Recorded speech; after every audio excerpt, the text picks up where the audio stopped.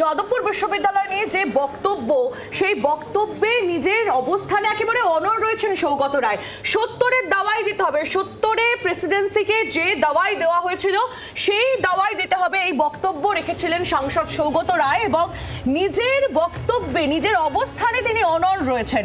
তার বক্তব্য, তার সাফ বার্তা যে হ্যাঁ, হুঁশিয়ারি দিয়েছি, বিশ্ববিদ্যালয়ের খরচ দেয় রাজ্য সরকার, প্রশাসনিকভাবে যাদবপুরকে নিয়ন্ত্রণ করতে হবে, যেভাবে ৭০-এর দশকে প্রেসিডেন্সিকে করা হয়েছিল।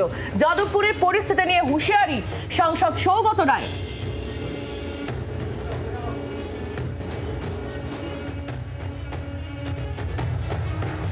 আমি হুঁশিয়ারি দিচ্ছি, যাদবপুরে চলছে দীর্ঘদিন ধরে যে বামপন্থী বিরোধী বিশ্ববিদ্যালয়ে ঢুকলে তাকে হেনস্থা করা হবে, বাবুল সুপ্রিয়কে দিয়ে শুরু হয়েছিল, প্রাত্যকে দিয়ে সেটা এগিয়ে গেল।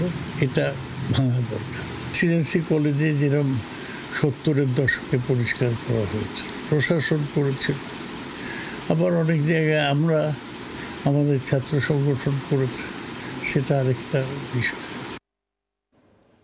৭০ দশকের দাওয়াইয়ের কথা যখন বলছেন সৌগত রায়, তখন তার পাল্টা বামেদের তরফ থেকে বিকাশ রঞ্জন ভট্টাচার্য তার বক্তব্য শোনাবো।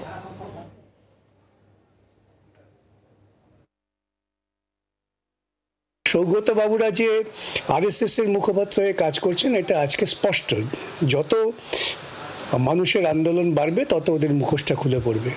যাদবপুর একটি মেধা চর্চার কেন্দ্র, সুতরাং ওরা যদি এই ধরনের কাজ করার চেষ্টা করেন তাহলে ওরা নিজেদের কবর খুঁড়বেন।